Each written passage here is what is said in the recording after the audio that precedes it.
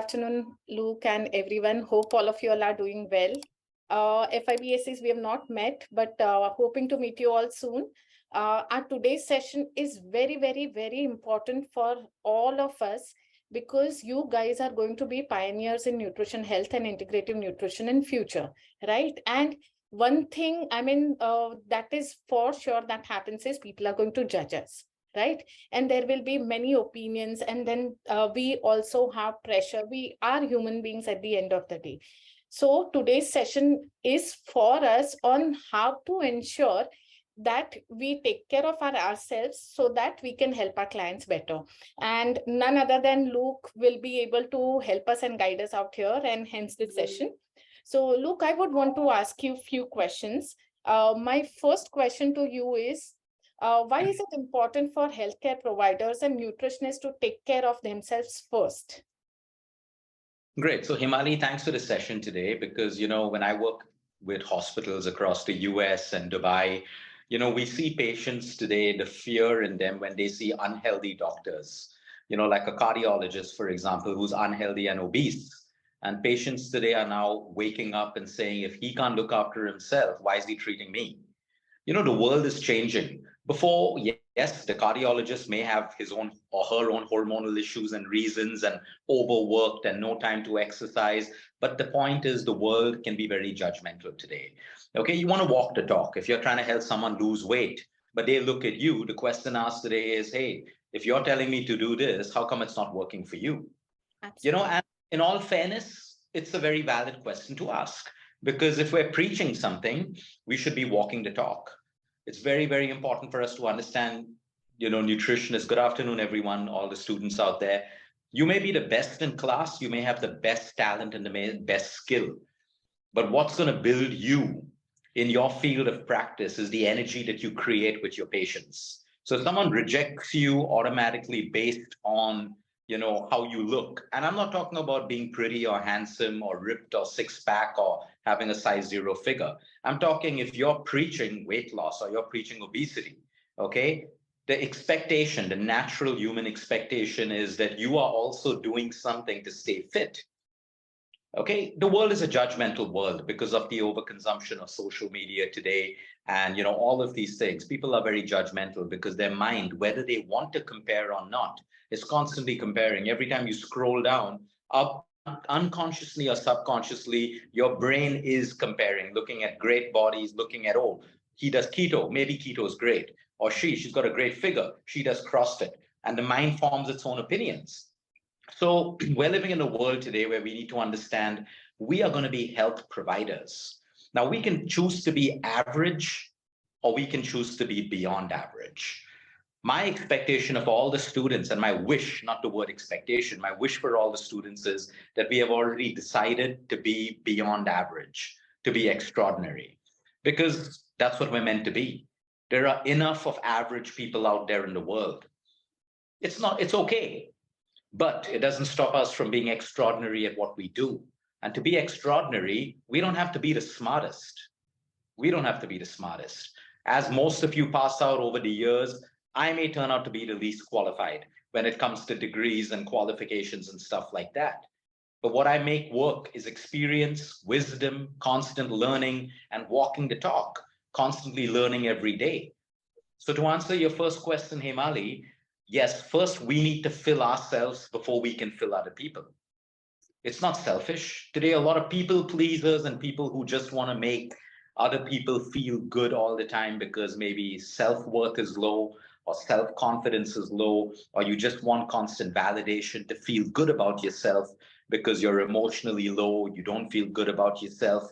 So what happens is they tend to always go out and help other people first and then themselves. So we see this in caretakers, we see this in caregivers, we see this in palliative care when it comes to cancer. But the point is, if you want to be able to give the best of yourself, you first have to nourish yourself.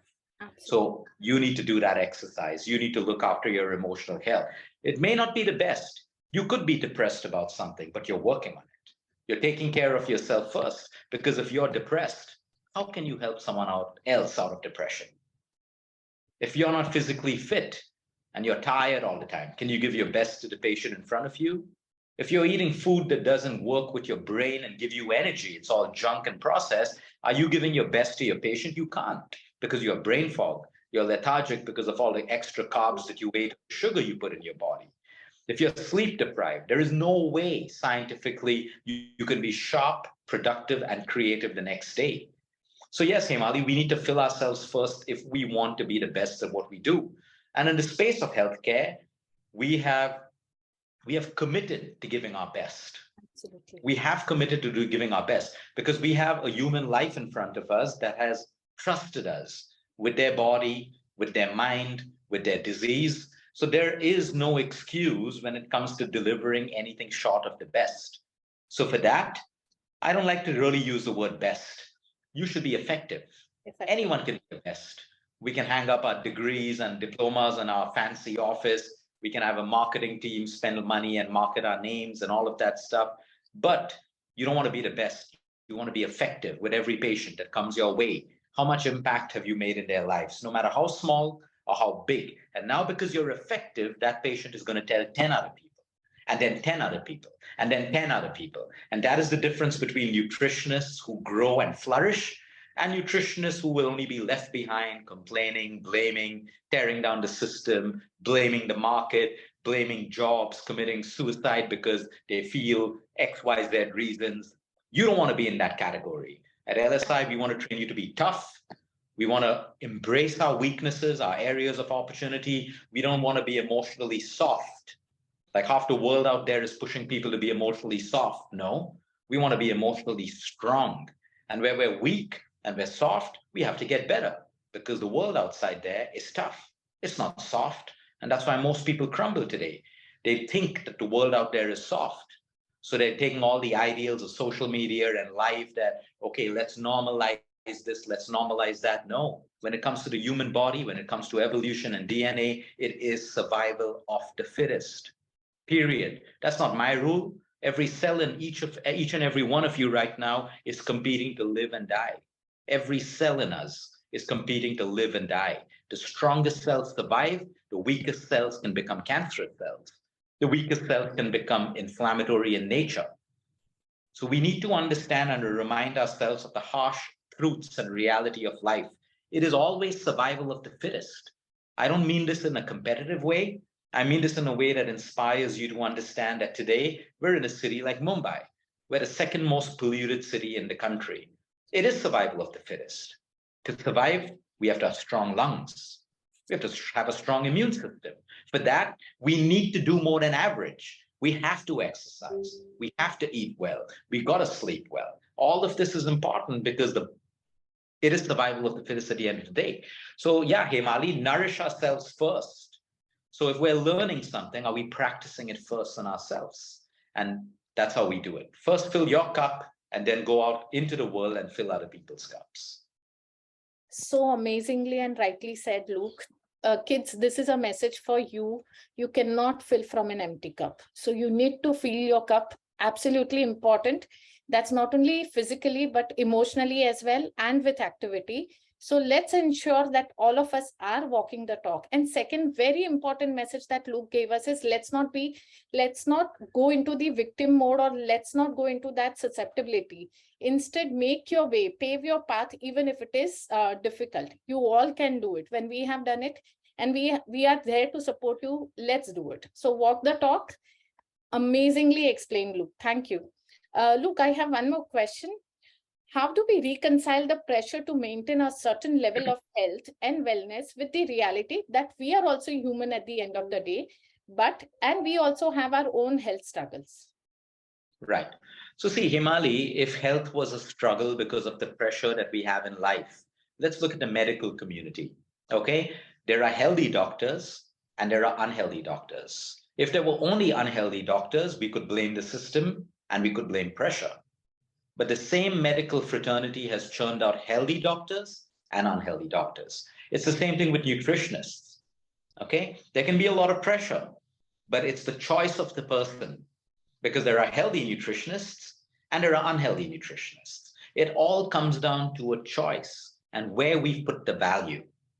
If we put that value on our bodies, our minds, and health, we are going to give it a priority no matter what. We are going to find the time. We are going to make the time. We're going to sacrifice, small things for the larger good. So maybe you sacrifice 1 hour of Netflix binging for an hour of workout. It's everyone's choice at the end of the day. You either have a choice or you have an excuse. Like I said, if there was a lot of pressure in the fraternity of nutritionists, then everyone could be struggling. Everyone should be pressurized, but everyone isn't. Now, I understand in certain cases, you may have issues happening in your families, in your relationships, and all of that stuff. But still, that is what adversity is. It is how we overcome that. You don't have an hour for a workout, do 30 minutes. You don't have 30 minutes, do 15 minutes. Consistency is more important than intensity. It's all about who we choose we want to be. So, as nutritionists out there and students out there, if you don't have a goal set about who you want to be in this role that you play, life is going to be controlling you all the time, swaying you. You're going to have 100 different reasons every day for not eating well, for not looking after your health. And of course, some people will have genuine problems. Some people will have genuine disease. Some people will have genuine genetic disorders, hormonal imbalances. But like we teach our patients, nothing is impossible. It's about taking those first few steps to getting better. So you may not have that great body physically. You may not overcome the disease that you have completely, but are you taking a step forward?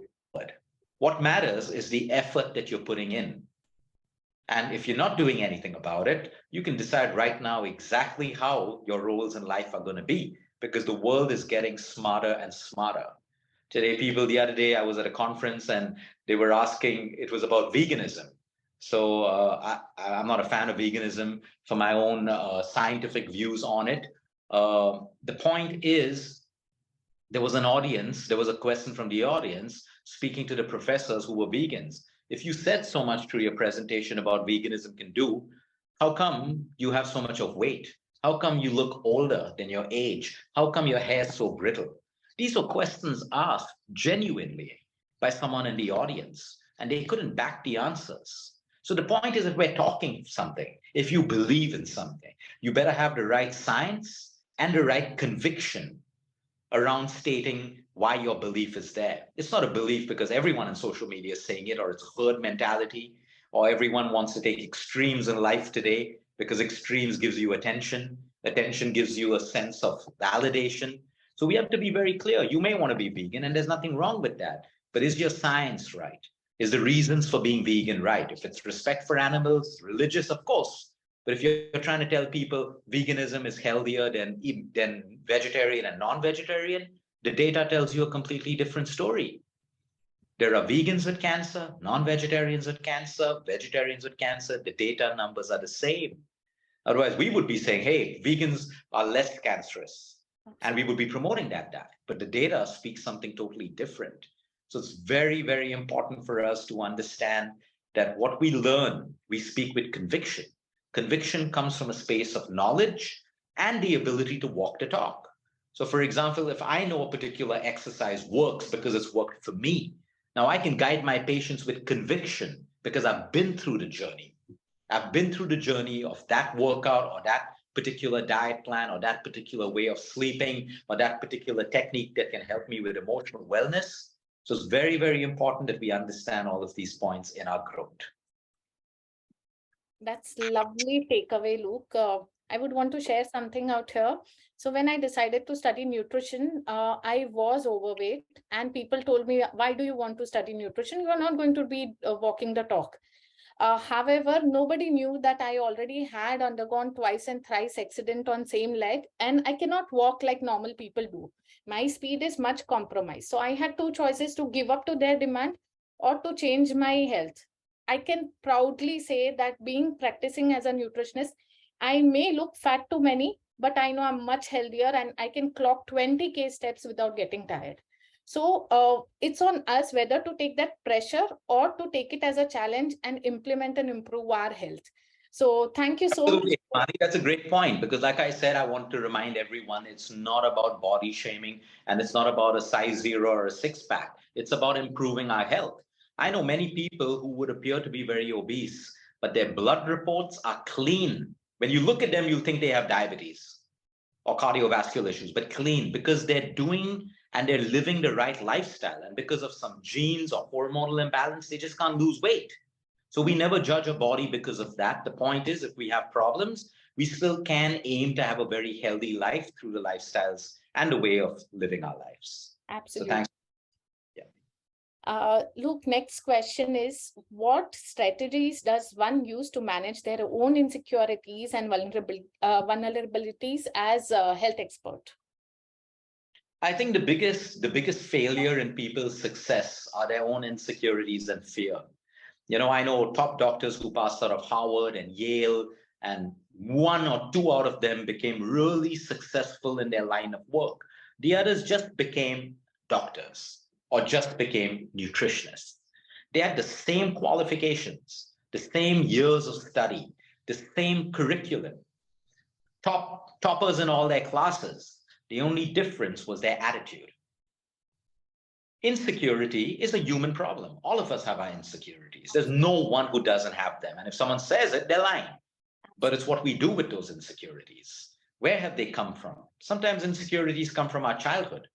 Maybe you were not given a voice to speak when you were a child. You were not allowed to decide certain things. You were always told what to do, or you saw your parents fighting, or you saw divorces happening, or you saw child abuse happening around you. You saw an unfair world. All of that builds towards our insecurities. But now we're mature adults. Okay, we can keep whining and complaining. Some of us may need to take therapy or help if it was really bad, but most of us have to pull ourselves out of that and decide to be who we're supposed to be. Most people are also insecure because they constantly compare themselves with other people. They're comparing their body, their skin color, their marks, their wealth, what they have with other people. Now, that comes from a space of insecurity. So when we start looking for validation, we're insecure. We all like to be liked. We all like to be appreciated. It's human. There's nothing wrong with that. But when we start noticing behavioral changes where we're fighting for validation, so, we're trying to dress in a different way to attract attention and validation, or we're trying to talk in a different way, or be in a different way, or use ego and pride, there is only one underlying cause. It is insecurity. That insecurity makes us behave differently so that we get validation. So we get approval. We want to be accepted. So today, if everyone says like, oh, vaping is cool, and if you don't vape, you're odd. So people start vaping because they don't want to be left out. They don't want to be judged. These are insecure behaviors. If someone's vaping because truly they feel that, oh, wow, it's really great, but there is nothing like that. It's psychosomatic, as we all know, like a cigarette. The point is, all of us go through life as teenagers trying to fit in. We do these things, but at some time, that's a cycle of life. We have to also break out of it. You can't be a teenager and then say, I want to continue being a teenager when I'm 21, 22, 23. There's a cycle of nature and a cycle of life. So we were an infant. We don't try to be an infant today. Then we were a baby. We were a young kid. We don't try to be that today. So we have to constantly evolve. So maybe you smoked back then. Maybe you're vaping right now. But how are you going to get out of that? Are your behaviors driven from insecurity that if I don't smoke and vape, I won't have any friends, or I won't get a girlfriend or a boyfriend or whatever sex it is that you want? That comes from insecurity. So now you change a habit to attract, but it's not you. What makes you think the future relationships are going to be happy? Because you've not been you. You've been accepted for a habit or a vice. So the whole point is to understand where insecurity comes from. I used to be very insecure when I started my first practice because there were already nutritionists all over in the country and all of that. And who's this guy who's just finished his diploma and is coming into the world of nutrition? So I used to be insecure. Like, how do I get people to like me? How do I get people to follow me? So I would do free consults every day. I would consult for free. Then I realized I was good because people kept coming back. So then my first consult charge was 100 rupees. And with a plan, it was 150 rupees. And then it was 300 rupees. And then it was 500 rupees. And then it went to 1,000 as I realized that I'm good. So I found my self-worth and realized I'm not here to compete with other nutritionists. I am here to give the patient in front of me the best experience. And only focus on that. I could have diverted and started comparing myself with top nutritionists and trying to do what they do, but that was not me. I figured what my worth was and I built on it. So I moved from insecurity to higher self-worth, to higher self-confidence. And you're going to go through that journey as well. So it's okay to be insecure. It's not okay to stay insecure. Lovely. So it's very important for us to be mindful where is this insecurity coming from? What's driving it? Okay, and then we limit. If you're constantly on social media and Twitter and looking at all the thirst traps that exist and all of that stuff, you are going to feel inadequate. You are going to feel inadequate. That drops your self-worth, that drops your security. So it's up to us to decide where we want to be in terms of how much time on social media, which accounts on social media, because you can learn some great things, but you can also be made to feel really inadequate with the kind of accounts that you follow. So insecurity, Himali, my tips to people in insecurity is sometimes also, you know what you're insecure about. Also look at what are your strengths, what are your talents. Maybe you're a good speaker, maybe you're a good listener, maybe you're a topper in your class, maybe you've understood anatomy so well that you can apply it to the patient in front of you. Focus on your strengths. If you focus on your insecurities, they only grow more and more. If you focus on your strengths, it slowly disappears. I used to hate the camera. I still hate the camera. I don't like it. But the point is, I was insecure. Why? What do people think? What do people say and all of that stuff? So you break out of that insecurity by focusing on when you're on camera, what's your job? What's your job when you're on camera, Luke? Your job is to deliver impact.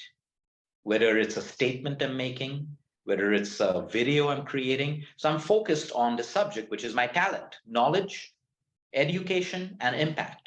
Now, if I start focusing on, oh, my skin color, today I look like an orange because I just got back from Africa and I'm all tanned. What are the students going to think? Will they think Luke doesn't look after his skin? All of that stuff. I'm going to be insecure. But the message is clear. Whether I look like an orange or whether my colors changed, I'm here to deliver a message. So we move out of insecurity to security by being focused on what our strengths are and truly what is the message that we want to give. Who do we want to be in life? And no one can ever take that away from you. Your friends, your parents, your partners, no one, if that's what you truly want. So it starts with mindfulness, awareness, knowing what we truly want and who we want to be, Himali. Wow, lovely. That was a super message. I'm going to kind of pin it forever that we need to vibe and we need to understand our own spirituality. I guess that will actually help us understand where we are, and this insecurities and everything will go away then. Thank you so much, Luke, for this message. I hope our students are also learning and taking cues from this and going to implement it in future. Luke, I have one more question for you. This is basically, we healthcare professionals, wellness experts, we also have challenges. How can we be transparent about our own struggles and limitations while also maintaining the credibility as an expert? Himali, can you give me some of these challenges so I understand how I should answer the question? A couple of examples. Okay, so Luke, I know one nutritionist who is a very renowned nutritionist, but she is kind of overweight. While talking to her during our conversation, we realized that she has autoimmune condition plus fibromyalgia. Her gut health is not good at all. Though she's trying, she's able to maintain a healthy lifestyle per se, but then people judge her that, okay, she's not able to lose her own weight. How will she help me? Okay, or Yeah. how will, when she can't heal her autoimmune condition, how will she help mine? So the best way is honesty. Okay, to put yourself out there. And number one, we don't have to give answers to anyone.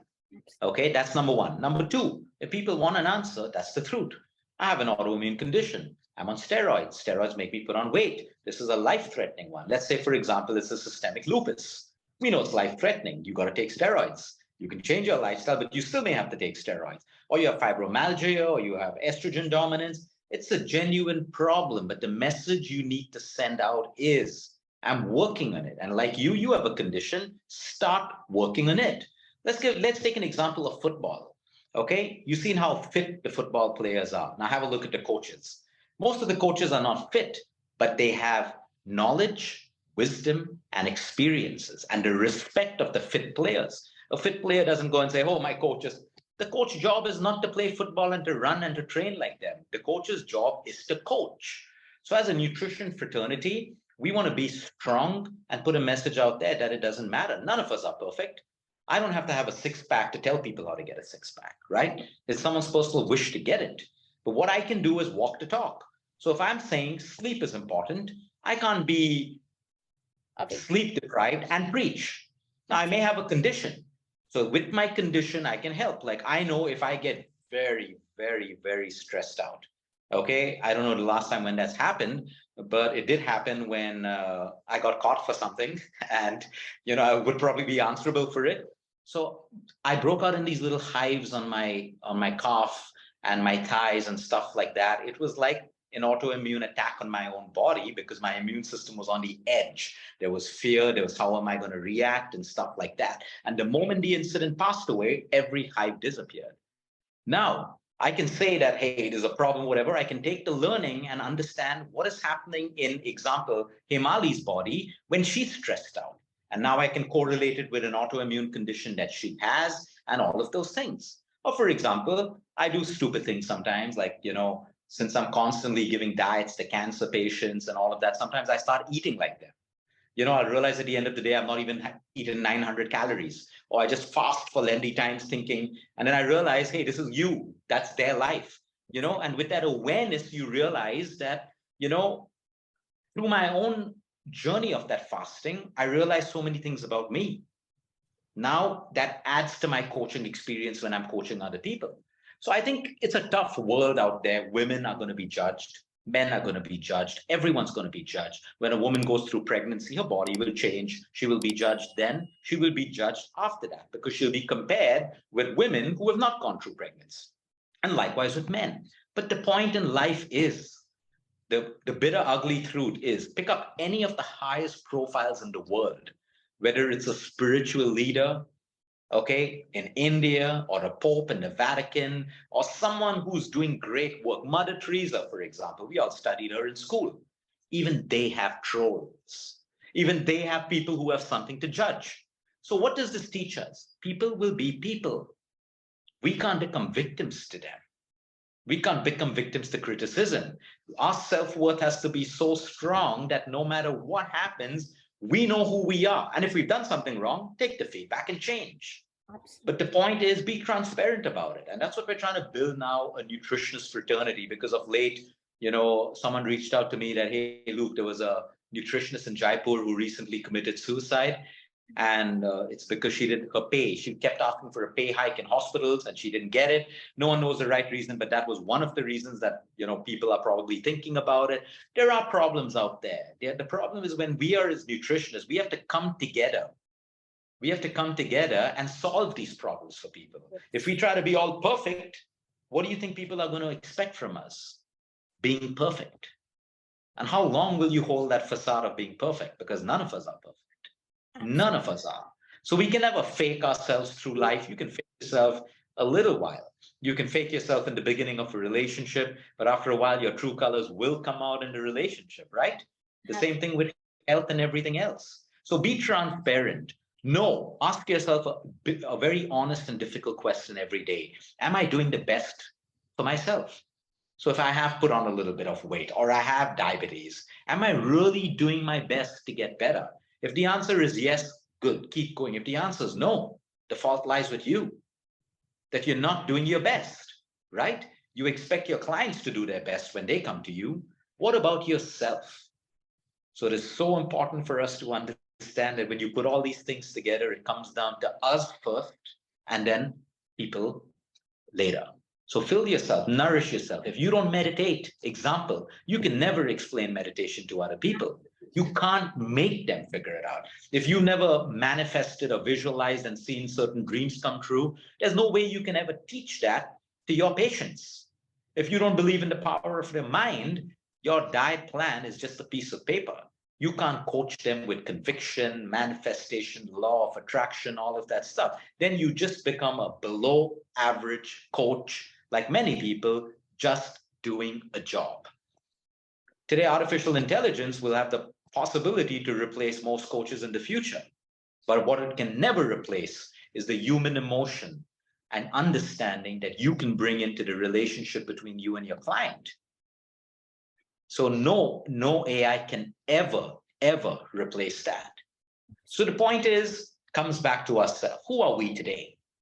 Some of you are in first year. Okay, you're in college. Of course, live the college life. But also remember the subject that you've chosen. How can you align yourself? Yeah, you party, you come home late at night, you'll have late nights. Some of you will experiment with smoking, some of you will experiment with substances, all of that stuff. Do it with mindfulness. Do it with integrity. Do it knowing that, okay, this is the experiential part of my life, but it will not become me. And people who are weaker in that process, just don't start. Just don't start. But the point is, I want to be real with all of you because I went through a college life and most people did as well. Okay, I'm not here to preach to you and say, oh, your first year in college, you should be spiritual, meditate every day. No, live your college life. A lot of who I am today, I owe to living that area, that part of my life. So today I can relate to people who are in the 11th standard. I can relate to someone in the 5th standard. I can relate to a first year student, a second year student, a student who's on drugs, a student who is in mindless multiple relationships. I know how to identify with them because we all go through certain phases of life, okay, to be who we need to be in the next 5 to 10 years. But with mindfulness, take lessons, constantly reflect. That's how we build ourselves. So enjoy your college life, enjoy whatever and stuff like that, because I also know a lot of people who have not enjoyed themselves and they've only been toppers. First years, second years, third years, number one, number two, number three. Today in life, they have great degrees and diplomas hanging on their wall, but they've not emotionally lived life. They don't know how to handle life. They don't know how to handle society.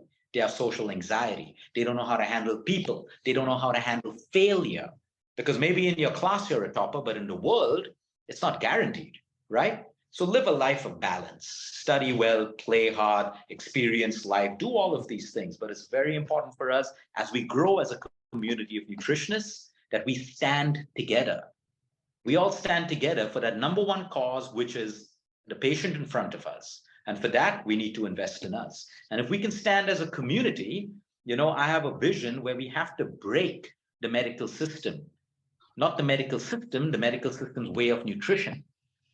All of you know today, a diabetic gets white bread, jam, French fries. A dialysis patient gets a bowl of French fries in hospital. As a nutritionist or a clinical dietitian, does it even make the slightest sense to us? No, it's a broken system. And then these dietitians in hospital are paid the lowest. Yes. We want to create platforms and empower you all with skills that you can go out there so proud of yourself with so much of knowledge and so much of determination that you break the system. You break the system and you stand for what is right and you do what is right. And that's how we become successful and extraordinary in this one lifetime that we have. Wow. Thank you so much for that. We need to be transparent and we need to be honest. That is my takeaway from whatever you said. And of course, there were many other pointers which I have jotted down personally, which we are going to definitely use it. I'm sure students are benefiting a lot. Look, I have one questions which is slightly different. During our course, during our career, there are times when we handle difficult situations and difficult clients with toughest attitude.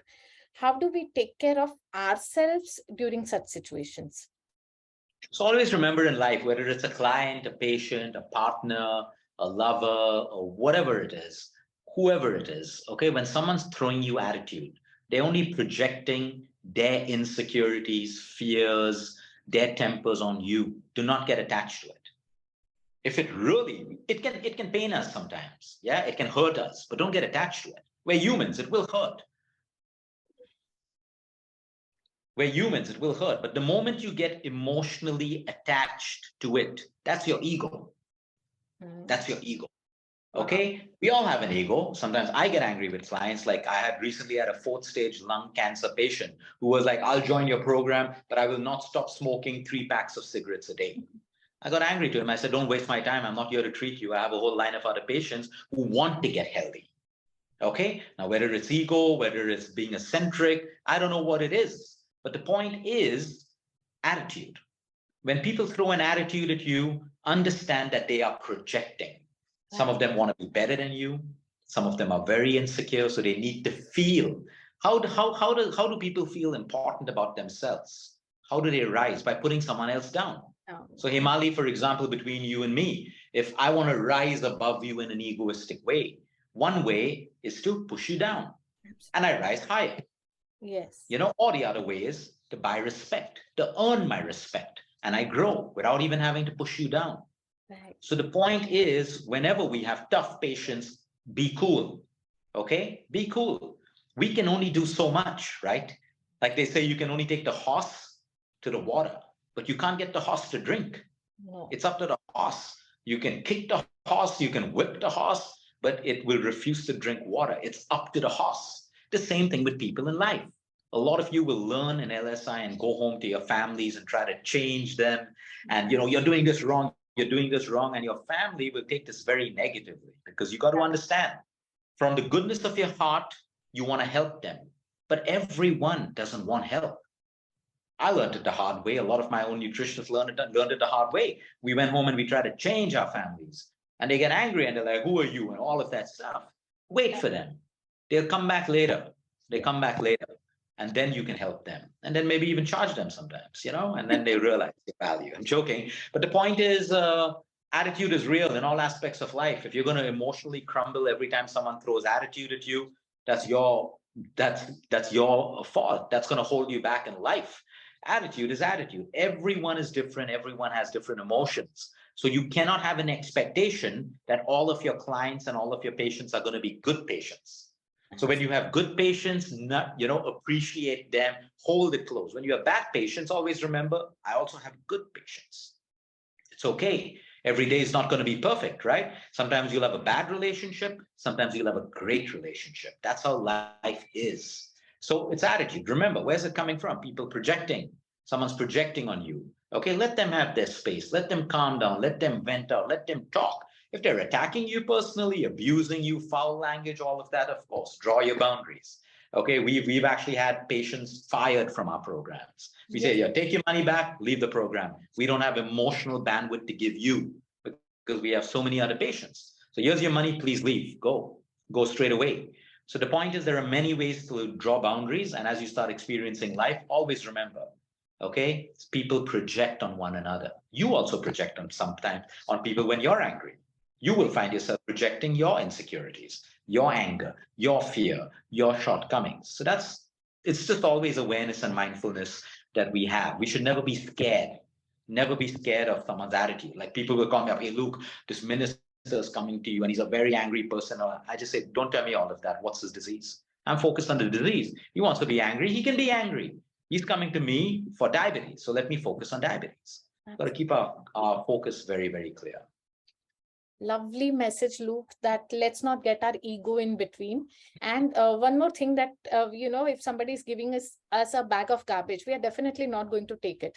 So let's consider their insecurities as a bag of garbage, which we are not ready to accept and hence will not get affected. So that's a really good message and takeaway, that focus on your goal rather than getting impacted by others.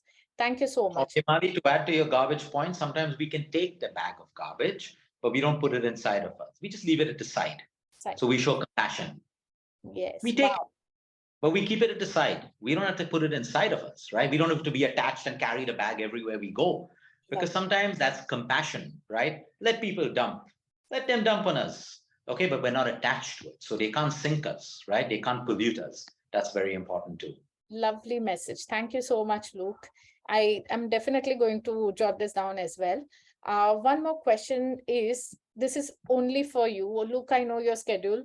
Like, you have back-to-back consults and meeting, kind of a sedentary lifestyle. Luke, what do you do so that you are so active? How do you make your lifestyle so active? Because that's what our students are also going to kind of take the cue and practice it in future. See, it's a choice. I work out at airports. I walk at airports. Between consults, there's always 5 minutes and stuff like that. I walk around, I take calls. Sometimes I do push-ups. That's why I'm always dressed this way so I can work out anytime I need to. See, where there's a will, there's a way. It's asana. Sometimes, maybe you're sitting back to back, but then you go home and you have a workout. Or I do yoga in the morning. It's what works for you at the end of the day. But if it's a priority, you'll find a way. No one ever has to teach you how to find it, right? Because my way could be very different from someone. Someone may want to be dressed formally and not sweat and whatever and stuff like that. So they may choose to work out in the evening when they go home after their consults or in their morning. And no matter where we travel, how busy we are, we can also always make time for a little bit of exercise, for your meals, for your sleep, like on the weekends. Yeah, of course, you can still make 15 or 20 minutes on a weekend too, so that you can enjoy your outside meal or the popcorn that you want to have at the movie. It's all about balance. It's all, if I want to eat something, I'm going to create a balance about it. That's how it is. And that's how we get through life with balance, without extremes. We don't need extremes. It's all about finding that balance in your life by number one. I exercise. Why do I exercise? I know it's good for cardiovascular, all of that stuff, but it feels good to me to be fit. I feel good. I feel more energy. I feel more clarity in my mind. My self-confidence is higher. So that works for me. Now, someone else may do it because they want their immune system to be strong. Everyone has their why. Absolutely. Everyone has their why. I may choose not to socialize and go for parties because I like my sleep better. I may want to go for that one party which I want to go for. And it could be from sunrise to sunset. It could be up the whole night. It could be a beach party. But that one party that I choose is worth giving up my sleep is because it truly makes me happy. Rather than just a socializing because everyone has to do something on Saturday, everyone has to go out on Friday night and all of that. I'm not willing to sacrifice my sleep for something that's not important to me.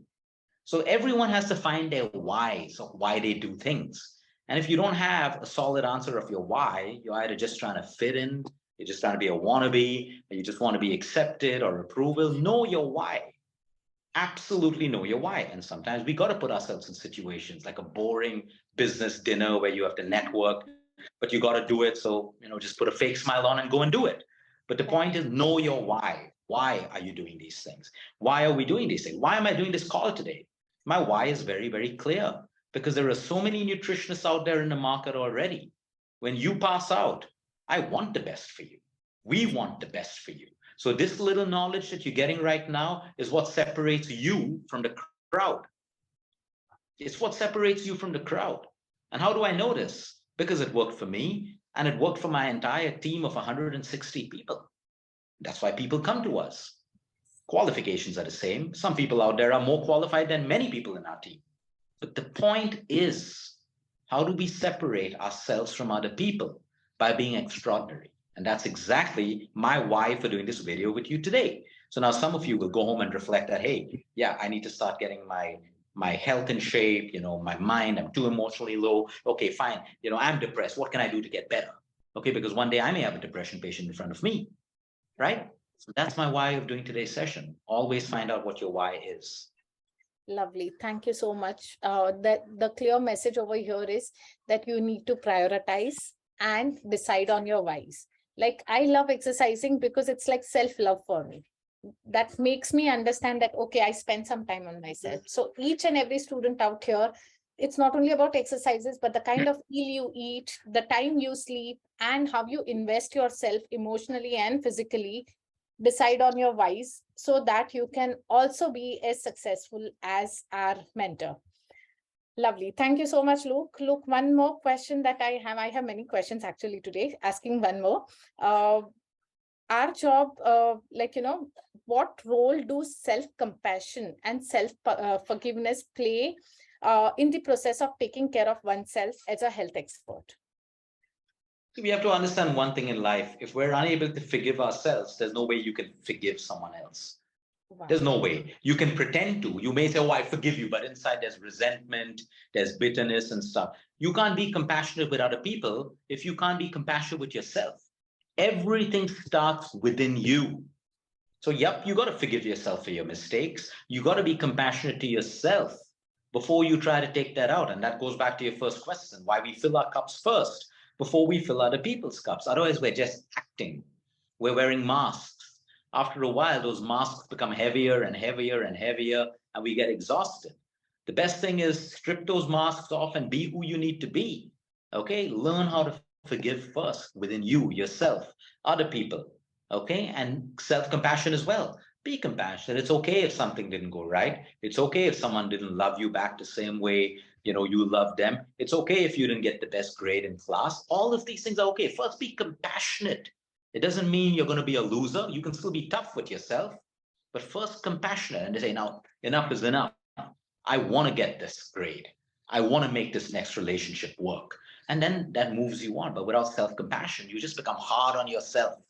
Like this toxic masculinity and this toxic feminism and stuff like that, where people are just pushing insecurities and pushing, there's no balance in it because they don't have self-compassion themselves to understand the behaviors of other people. So understanding is a very, very powerful word for all of us. And it's so important for us to understand as human beings today that all the power we seek is within us. But some of us try to seek that power from social media, from our partners. No, you already have the power within you for so many things. We have the power of choice. We have the power to accept. We have the power to let go. We have the power to do or not do. We have the power to make a decision that's good for us or not make a decision. We have all these powers within us, and only we can use and channel those powers outside. No one else can do it for you. There are so many people today living with powers and talents which are suppressed because people are too scared to use them. They know they have them, but they're too scared. What do people think? What will someone say? Will my partner say this? Will my client say this? No, all that power is within you. And that's why we're individual human beings. No two human beings, not even twins, have the same biometrics, which means our power, our talents are all unique to one another. And each and every one of you should know what your talents are and build on that. So, for example, my talent is definitely not math. I don't even like looking at an Excel sheet. I don't like looking at presentations. I just don't like doing that. So I have someone who does it for me. But I focus on my talents, which is the work that I do. So it's okay to have areas of opportunity and weaknesses, but nurture the strengths that we have. So it's so important for us to understand that we fill our cups first before we fill other people's cups. Yeah. Lovely. Thank you so much, Luke, for that. I just wanted to add a little fun out there when you say that you don't like Google Sheets and Excel, and you have hired people for it. For that, you raised your bar so high that you could hire people. So when students are, this is a message for students basically, that if you want to hire people to do X amount of work for you, which you do not enjoy, whatever you're doing, you excel at that, only then you'll be able to do what you can do. So thank you so much. Coming back to Google Sheets, before I could hire anyone, and I was a one-man team, I had to look at Google Sheets and Excel sheets, but I didn't like it. And it would drain my energy. So my goal was very, very simple, that the first person I'll hire is someone who can look at my sheets. So it takes away that emotional negativity from me, and I can channel that energy into something else. So we all start from scratch, remember that. And some people may have the ability to already hire people and have a clinic. Well, that's your fortune, But the point is, it's not impossible. We all start from scratch sometimes, and that's how the journey is. Lovely. Thank you so much, Luke. Thanks for being so transparent. I'm sure students would have learned something from this. Luke, one more question. Even as a nutritionist and lifestyle expert, there are days when we wake up feeling demotivated, less inspired. What can we do in such situations so that it's not projected on our clients? Yeah, so you got to kick yourself out of it, because we're in the line of healthcare. You don't get that. You can talk to someone about it, go for a run, whatever, but you got to snap out of it. Or if you have the ability that day, just don't take any clients that day. But all of us don't have that because they're pre-planned, right? But that's it. There is no, see, when we have options in life, okay, that's where all the confusion comes in. I'm demotivated. What can I do? Can I talk to someone about it? Can I exercise it away? But when I sit in front of that patient, I'm doing an injustice if I'm allowing that demotivation to give lesser than what I can to my patient. So like the Army, like the Navy, like the Air Force, we don't have a choice when it comes to this. And that's why I'm encouraging people to be emotionally strong. The world out there is promoting people to be emotionally weak. It is survival of the fittest, not because Luke says, it's the way evolution works. It's the way your genes work and your cells work. And if the world is right in allowing people to be emotionally weak and normalize it, then why is depression and mental health at its highest right now? It should make people happier, right? It should make people feel more accepted, but it's not the truth, because the world out there is dynamic, tough, ruthless, deceiving, manipulating, as well as happy, successful, wealthy, and everything. So, yeah, we'll go through emotionally weak periods, but it is up to us to pull ourselves out of it. You can take help, you can take therapy, but you can't become a victim and slave to it and like sympathize and be in self-pity all the time. You got to pull yourself up and out. That again is the difference between average and beyond average people. You realize that life has dealt you a tough card or a wrong card. Deal with it. Get the next card. Maybe it'll be a bad one, but you keep playing until you get the right card. You don't give up. You don't get out of the game because, oh, everyone's against me. The world victimizes. People are like that. Humanity is like this. Let's get a dog or cat now because humans are horrible. All of that stuff. Emotionally weak, slave mentality, victim mentality. A lot of the world wants you to be like that because then they can control you. They can control you. And having control is a money-making business in this world today. So we need to understand it's okay, you're emotionally soft. Well, how can I kick myself out of it? Woke up demotivated, deal with it. Of course, sometimes you have a death in the family already and stuff. Of course, people are going to understand if you cancel all of your clients. Those are different cases. But your girlfriend fought, your boyfriend fought, your partner did whatever and stuff like that. Suck it up, move on. It's okay. It's okay. It's just one bad morning or two bad mornings. But we owe this to the line that we've chosen to be. We owe it. And that's why I am trying to get people to be mentally tough, emotionally strong, because that is what the world lacks right now. Absolutely. And that is why we have so many problems. Because if it was right, we wouldn't have so many. Emotionally, physically, in relationships, in health, it's definitely wrong. It is always survival of the fittest. It doesn't mean that we can't help uplift people who are weak. It doesn't mean that we can't help uplift people who have areas of opportunity who needs help. It doesn't mean we can't ask for help. Don't get me wrong. It's about us owning the responsibility to pull ourselves out of the problems we have. Put in that effort. Don't outsource all your problems to someone else. Don't outsource your emotions to your therapist and say, fix me. No, finally, your therapist can help you, but you got to do the work, right? Absolutely. That's how it is. Lovely, Luke. So basically focus on the solution, accept that you have a problem and focus on the solution. That is going to help all of you all. Luke, I have last two questions. I know we are running short of time. So just last two questions. Do you have any indulgence, Luke? And do you talk about it openly? Or do you feel in our field, there is a pressure to keep this indulgence low-key? No, I'm not scared of that. I indulge. I've had fans at airports see me having KFC chicken popcorn, and they come and they say, "Oh, you're eating," and stuff like that. I say, "Yeah, have one. I eat. It's no big deal because I'm not trying to sell a false image to the market. I eat. I indulge. I love Mysore Pak. I love ice cream. I like everything. I eat everything, but of course in proportion, in balance. I make sure I work out, and that's how it is. So we have to be true to ourselves. I'm not making a false image that, oh, eat only salads and eat only this and that, because the healthiest people don't just eat salads, they live in balance. So it's always good to be honest and open about these things and stuff like that. It's absolutely fine. When people ask me in interviews, Luke, have you ever smoked a joint? All of that. Of course I have. What's there to lie about it? There's absolutely nothing to lie about it. The point is, am I doing it today? Am I addicted today? I don't know. I may have one. I don't know. But the point is being honest, because that's our authentic self. The more we start hiding behind all of these things, we can't be real with ourselves. How can we be real with our clients or the world? So yeah, I have indulgences and stuff like that. Every human being does and has it, But the problem out there is every human being only tries to project goodness. Oh, I'm good. I do this. I do that. But everyone out there has the 7 deadly sins. Everyone, from the time a baby's born with the 7 deadly sins. A human being dies with the 7 deadly sins. Some of these people know how to tame the sins. Some of them allow sins to become crimes or vices. So if you don't know what the 7 deadly sins are, that's your homework, all of you. Check out what the 7 deadly sins are and correlate it with your life. Lovely. Thank you so much for being so transparent. This also gives a message to students that it's okay to indulge, but mindfulness and balancing it out is the key by focusing on the 5 pillars of lifestyle. Thank you so much, Luke. Last question. What does your self-care routine look like?